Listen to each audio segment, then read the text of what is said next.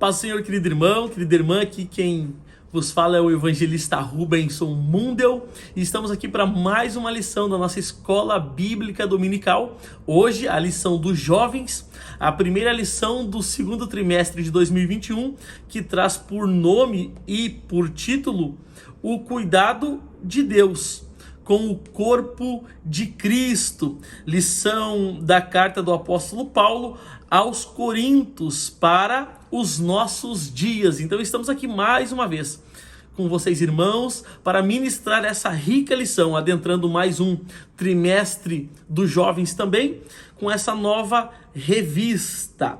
Vale ainda destacar a primeira carta de Paulo à igreja de Coríntios, né? Nosso texto do dia está em 1 Coríntios, capítulo 6, verso 20, que diz: porque fostes comprado por bom preço, glorificai, pois, a Deus no vosso corpo e no vosso espírito, os quais pertencem a Deus. Eu já quero ir a um texto bíblico com você que já me acompanha há mais tempo, sabe que eu gosto de trazer bastante subsídio teológico para nossas aulas, então já tome posse da sua Bíblia, do seu caderno de anotação, e se você tem a revista, assim como eu, também da revista, para a gente poder, então, estar andando por esta lição e assim tirando dela tudo quanto tem de mais importante.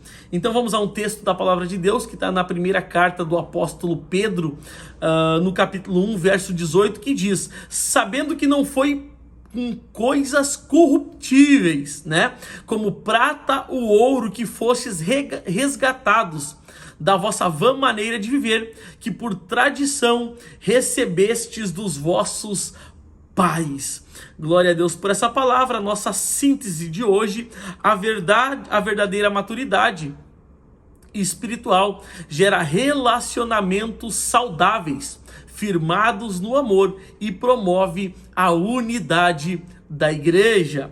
O nosso objetivo geral desta revista, ou desta lição, que tem caráter introdutório nessa noite, porque as demais lições aprofundarão o tema desta lição em especial, a número 1, mas o nosso objetivo geral é expor e explicar a autoria, a data, o local e o propósito da primeira carta aos Coríntios. O nosso propósito no segundo tópico é descrever o contexto histórico, cultural da cidade de Corinto, os destinatários da carta. E o nosso objetivo do terceiro subtópico é mostrar as principais características da primeira carta aos Coríntios. Também vale destacar, como é a primeira lição, é caráter introdutório, que o comentarista desta lição é o pastor Natalino das Neves, pastor da Assembleia de Deus em Curitiba, né? Que ele também é doutor em teologia pela PUC, escritor de várias obras publicadas pela CPAD. Para concluir então a nossa introdução, neste primeiro trimestre estudaremos a carta do apóstolo Paulo aos Coríntios. Nesta primeira lição vamos apresentar uma visão panorâmica da carta e seu contexto. Veremos também quem é o autor, a ocasião e o motivo da epístola. Em seguida, veremos um panorama da cidade e das comunidades judaicas e cristã que ali reside e as principais características da carta. Glória a Deus. Com isso, então, concluímos a nossa introdução. Vamos adentrar os nossos tópicos e subtópicos e resumi-los de uma forma prática, clara, bem objetiva, para a gente reter e subtrair da lição tudo aquilo que servirá de crescimento na minha e na tua vida. E se isso já está sendo bênção na tua vida, eu te convido a se inscrever no nosso canal, ativar o sininho para receber todas as notificações, curtir e, se possível for, comentar. Isso servirá de ajuda para o crescimento do nosso canal. Tópico 1: autoria, data e propósito. Tópico 1: autoria, data, local e propósito. Subtópico 1: Paulo, o autor da carta. O apóstolo Paulo é o autor da primeira carta aos Coríntios, né? Ele ficou conhecido como o apóstolo dos gentios, mas era judeu, né? Está lá em Romanos 11:1. Cidadão romano, Atos 16, 37 e 38. E cidadão da diáspora, né? O que é a diáspora? A diáspora é a dispersão, né, dos judeus no decorrer dos séculos, né, por todo o mundo, influenciado pela cultura helenista, né, a cultura grega do seu tempo. A cultura grega no tempo de Paulo é mais ou menos como a cultura norte-americana nos nossos tempos, né, uma influência muito grande. Paulo falava o hebraico, além do aramaico, do grego e do latim. Ele era poliglota, né? Ele falava hebraico, aramaico, grego e latim, né? Um pouquinho mais embaixo, todavia ele teve um encontro com o Senhor Jesus no caminho de Damasco, né? Onde Paulo estava indo a Damasco para perseguir, né, os crentes, né? Então Cristo se revela a ele. E eu quero ler um texto contigo que eu acho interessante nesse ponto da revista, que está no livro de Atos dos Apóstolos, capítulo 9, versículo 15, que diz, né? Disse-lhe, porém, o Senhor, né? Vai, porque este é para mim um vaso escolhido para levar o meu nome diante dos gentios, dos reis e dos filhos de Israel, né? Lá no finalzinho ainda, para concluir o subtópico 1, Paulo, mais do que ninguém, contribuiu para a expansão do cristianismo no primeiro século, né? A grande obra, o grande legado que esse grande apóstolo dos gentios deixou, tanto para a sua época como para os séculos vindouros, chegando até então os nossos dias, né? Com isso a gente conclui o subtópico 1 do tópico 1 e vamos ao subtópico 2. A ocasião, né, local e a data da carta. Paulo chegou à cidade de Corinto entre os anos 50 a 51 depois de Cristo, né? Isso está lá em Atos, capítulo 18, verso 1. Vindo de Atenas, ele se hospedou na casa de Priscila e Áquila, casal de missionários que haviam sido expulsos de Roma em 49, né, depois de Cristo, por meio do decreto do imperador Cláudio. Paulo permaneceu por 18 meses nessa cidade, trabalhando na oficina de Priscila e Áquila, fabricando tendas, pregando o evangelho, começando pelos judeus nas sinagogas, onde sofreu forte resistência. Então, ele passou a se dedicar à pregação aos pagãos, se reunindo na casa de Tício Justo, né, que ficava ao lado da sinagoga. Eu quero ir a um texto também importante nesse momento, que está na segunda carta de Paulo à igreja de Tessalônica, capítulo 3, versículo 10, né? Porque Paulo passou 1 ano e 6 meses, 1 ano e meio na casa de Priscila e de Áquila, né? Mas ele não foi pesado aos irmãos. O tempo que ele passou lá, ele estava trabalhando, ele estava suando, ele estava, sim, ajudando, né, nos afazeres e no serviço que Áquila e Priscila faziam diariamente. E eu acho interessante esse texto, porque esse texto diz: por quê? Quando ainda estávamos convosco, né, vos mandamos isto, que se alguém não quiser trabalhar, que esse alguém não coma. É Paulo nos ensinando e nos deixando o princípio do trabalho. Quem não quiser trabalhar, então que essa pessoa não coma, né? Mas em 1 Timóteo, capítulo 5, verso 18, Paulo vai dizer: digno é o obreiro do seu salário, né? Todo aquele que trabalha é digno de salário, é digno de recompensa, né? Lá no finalzinho ainda do tópico, para a gente concluir, a primeira carta foi escrita quando Paulo estava em Éfeso, né? Isso está lá em 1 Coríntios 16, 8, durante a terceira viagem missionária, entre os anos 55. Com isso, então, a gente conclui o tópico 2, né? O subtópico 2 do tópico 1. Avançamos agora para o subtópico 3, né? O subtópico que encerra o primeiro tópico, que traz por subtítulo propósito da carta. Não existe um propósito único para a carta, pois o seu conteúdo evidencia algumas finalidades, né? Aqui vamos destacar pelo menos 3, né? Primeiro, orientar os crentes, depois que os da família de Cloé comunicaram que havia contenda entre os irmãos, né? Isso está lá em 1 Coríntios, capítulo 1, verso 11. Note, irmão, note, irmã, que o que acontecia na igreja de Corinto, contenda, essas coisas, não é muito diferente do que acontece hoje, né?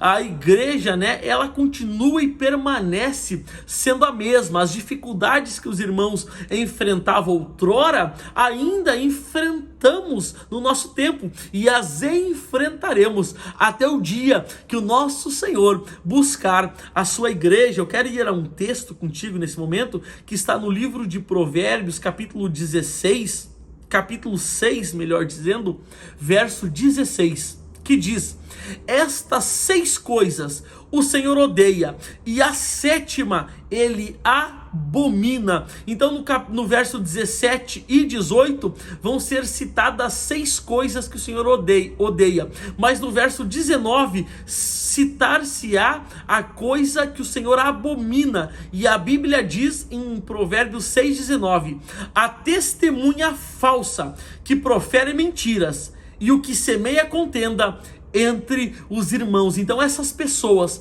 o Senhor abomina. Continuando ainda, tratar de vários problemas, né? O porquê da carta, né? Tratar de vários problemas, como por exemplo, divisões, né? Na igreja de Corinto havia grupos, né? Divisões, um grupinho daqui, um grupinho de lá, né? Certa feita, uns vão dizer assim, né? Nós somos de Paulo, outros vão dizer, nós somos de Apolo. Existia grupos, partidos, né? Mas eu quero ler um texto da palavra que está no Salmo 133, né? Que diz: ó, quão bom e quão suave é que os irmãos vivam em união. E qual é que é a bênção, né? Que os irmãos adquirirão vivendo em comunhão. O verso 3 do Salmo 133 vai dizer: porque ali o Senhor ordena a bênção e a vida para todo o sempre. Oh, glória a Deus! E brigas internas levadas ao tribunal da cidade. Responder algumas dúvidas a respeito do casamento, de alimentos sacrificados aos ídolos, comportamentos das mulheres da igreja, o modo de celebrar a Santa Ceia do Senhor, a necessidade de ordem no culto e questões a respeito da ressurreição de Cristo. Então esse é o propósito, entre outros, né? O propósito pelo qual Paulo escreveu essa carta à igreja de Corintos, né? Ele precisava, como se diz no bom popular, botar ordem na casa, né? Com isso, então, a gente conclui o terceiro subtópico do primeiro tópico. Com isso, então, entramos no tópico 2, que traz por título: quem foram os destinatários da carta. Subtópico 1 do tópico 2, a cidade de Corinto, né? Vamos a um texto nesse momento, carta de Paulo aos Romanos, capítulo 15, verso 4, que diz: porque tudo o que dantes foi escrito, né? Para nosso ensino foi escrito, para que pela paciência e consolação das Escrituras tenhamos esperança. Então o destinatário da carta de Paulo, o primeiro destinatário foi a cidade de Corinto, mas não só a cidade. Segundo esse texto, a todos quanto a carta, a revelação chegar, e chegou às nossas mãos, chegou no nosso tempo. Então essa carta, embora fora escrito para a igreja de Corinto, ela se faz uso no nosso tempo, com certeza.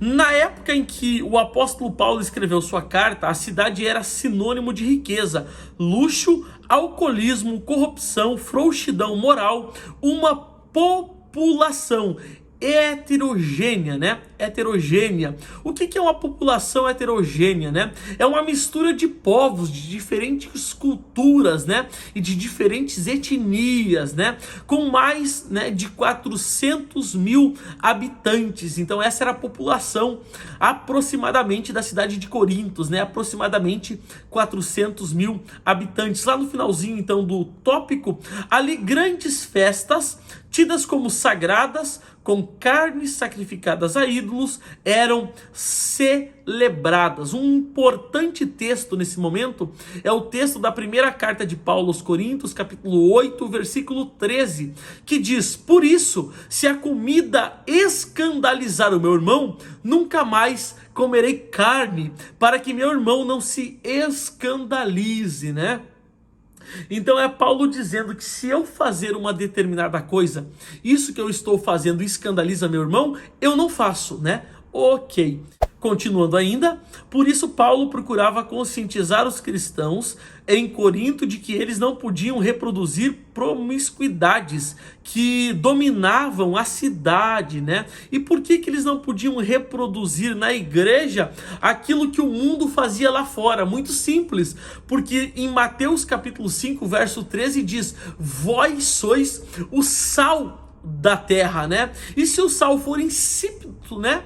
Do que se há de salgar, ou com que se há de salgar, ou seja, se o sal perder o sabor, com que se há de salgar? Então a igreja é o sal da terra, é a luz do mundo, e a gente sim tem que ser diferente lá do mundo, né? Porque aquele que é amigo do mundo, a Bíblia diz que é inimigo de Deus. Outro texto importante nesse momento ainda é o texto do capítulo 12 da carta aos Romanos, verso 2, que diz, né? E não sedes conformados, né? E não nos conformeis com este mundo, mas sedes transformados pela renovação da vossa mente, ou do vosso entendimento. Para quê? Para que experimenteis qual seja a boa, a agradável e a perfeita vontade de Deus. Com isso a gente conclui então o subtópico 1 do tópico 2, avançamos então para o subtópico 2 do tópico 2, que traz por subtítulo a comunidade judaica de Corinto. Mais uma vez eu te peço, se isso está sendo bênção para a tua vida, não se esqueça de curtir o nosso vídeo, comentá-lo, se inscrever no nosso canal e ativar o sininho para as notificações. A comunidade tinha uma sinagoga formada, na sua maioria, por judeus que foram expulsos de Roma pelo decreto do imperador Cláudio em 54 depois de Cristo. A comunidade judaica se manifestava contra a pregação messiânica de Paulo, e os anciões, revoltados com a mensagem do apóstolo, acabaram por arrastá-lo para ser julgado em um tribunal romano, né? Mas a gente nota que sempre foi, e continuará sendo difícil a recepção por certos povos, por certas pessoas da mensagem do evangelho, mas não é porque vamos encontrar dificuldade que deixaremos de anunciá-la, né? Com isso chegamos ao subtópico 3 do tópico 2, que traz por subtítulo a igreja em Corinto. A igreja em Corinto. Paulo fundou e consolidou a igreja em Corinto, né? Os primeiros membros eram provenientes da comunidade judaica, mas a maioria dos cristãos tinham origem no círculo de pagãos, simpatizantes com o monoteísmo judaico. Dois grandes perigos ameaçavam a unidade da igreja local. O primeiro, o legalismo, né? O que é isso? Salvação por meio da obediência exclusivo a certos regulamentos e costumes da lei, né? O legalismo. Mas Paulo foi totalmente contra essa forma de legalismo, e ele deixa isso muito evidente, muito claro na carta aos Efésios capítulo 2, versículo 8, aonde ele diz: porque pela graça sois salvos por meio da fé, e isso não vem de vós, é dom de Deus, né? Não vem de obras para que ninguém se glorie, né? Então é Paulo dizendo que independente do que eu faça, a salvação não é mérito da minha mão, do meu braço, das obras que eu realizei, mas a salvação ela vem por meio da fé e ela é um dom de Deus. E como é que eu faço para adquirir a salvação? Crendo na morte expiatória de Jesus, na sua ressurreição, crendo em meu coração, confessando com a minha boca que Jesus Cristo é o Senhor e que Ele vive. Glória a Deus. E a segunda, né? A segunda ameaça, o antimonismo, né? O que é isso? A salvação vem pela fé e não era necessário se sujeitar a nenhuma lei moral. Era isso que eles pregavam, né? Era uma igreja rica em dons, mas imatura espiritualmente. Eu sempre digo, querido irmão, querida irmã, amigo que nos assiste, que uma coisa é liberdade e outra coisa é libertinagem, né? Eu não posso usar da liberdade que eu tenho em Cristo para ser um libertino, né? Ou um texto importante nesse momento é o texto da primeira carta de Paulo aos Coríntios, capítulo 6, verso 12, que diz: todas as coisas, todas me são lícitas, mas nem tudo me convém. É Paulo dizendo, tudo me é lícito, mas nem tudo me convém. Uma vez que eu sou liberto em Cristo, tudo é lícito para mim, mas uma vez que eu sou salvo em Cristo, nem tudo mais no mundo me convém. Glória a Deus. Com isso, então, a gente conclui o tópico 3, o subtópico 3 do tópico 2, avançando então ao tópico 3 e último tópico dessa lição. O tópico 3 traz por título as principais características da primeira carta. Tópico 3, subtópico 1, traz por subtítulo as cartas de Paulo à igreja de Corinto.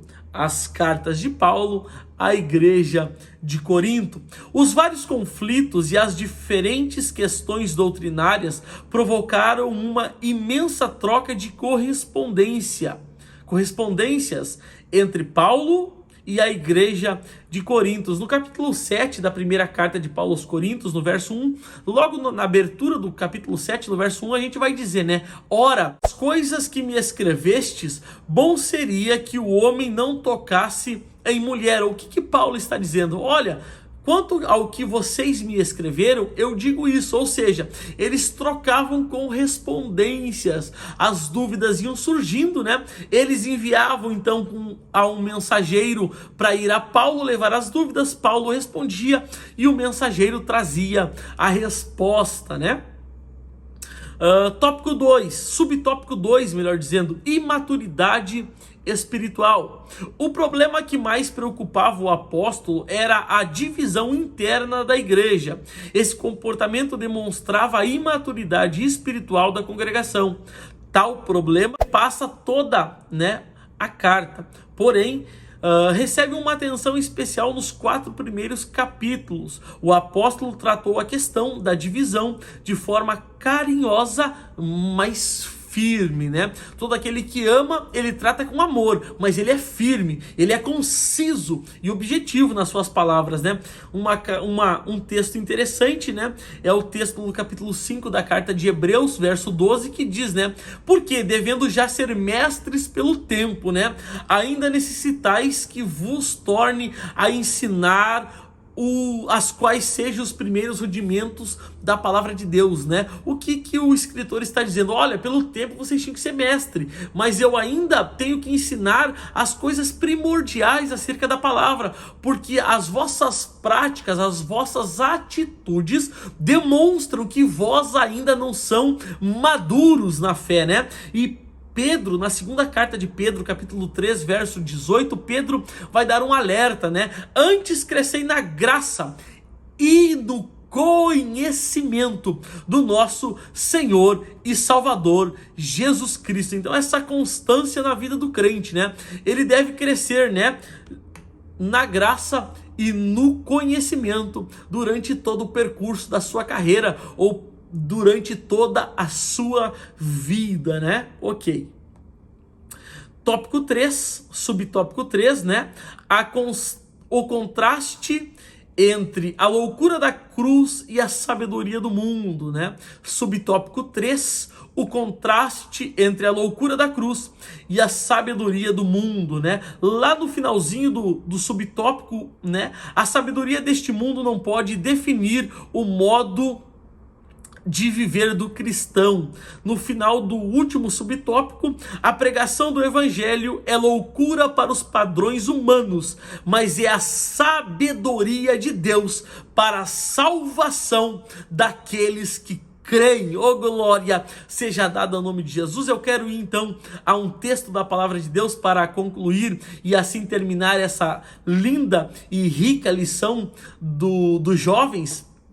A primeira lição, então, do segundo trimestre. Vamos a um texto para a gente concluir, então, essa lição, que está na primeira carta de Paulo à igreja de Coríntios, capítulo 1, verso 18 ao verso 24. Eu vou ler todos os versos porque é demais de importante nesse ponto da lição para gente. O verso 18 diz: porque a palavra da cruz é loucura para os que perecem, mas para nós, que somos salvos, é o poder de Deus, porque está escrito: destruirei a sabedoria dos sábios e aniquilarei a inteligência dos inteligentes. Onde está, ó sábio? Onde está, ó escriba? Onde está o inquiridor deste século? Porventura não tornou Deus loucura a sabedoria deste mundo? Pois, visto que na sabedoria de Deus o mundo não conheceu a Deus pela sua sabedoria, aprouve a Deus salvar os crentes pela loucura da pregação. Verso 22. Porque os judeus pedem sinal e os gregos buscam sabedoria, mas nós pregamos a Cristo crucificado, que é o escândalo para os judeus e loucura para os gregos, mas para os que são chamados, tanto judeus como gregos, lhes pregamos a Cristo, poder de Deus e sabedoria de Deus. Oh, glória! Você pode glorificar a Deus? Com isso, então, concluímos mais uma lição da nossa escola bíblica dominical. Se você ainda puder ficar um minutinho comigo, eu quero te dizer que amanhã, né? Amanhã, terça-feira, dia 6 de abril, eu vou estar postando então aqui no meu canal Rubenson Mundel, né? A segunda lição, né, da revista da IBD do segundo trimestre dos jovens. Amanhã, dia 6 de abril, vou estar postando a segunda lição desse trimestre e na quarta-feira, dia 7 de abril, eu estarei postando a segunda lição da revista dos adultos. Se tudo isso foi bênção para a tua vida, eu te peço que você se inscreva no nosso canal, ative o sininho para receber em primeira mão as notificações, curta e comente nosso vídeo. Que Deus te abençoe, uma ótima semana, fique em paz, Deus abençoe, um abraço.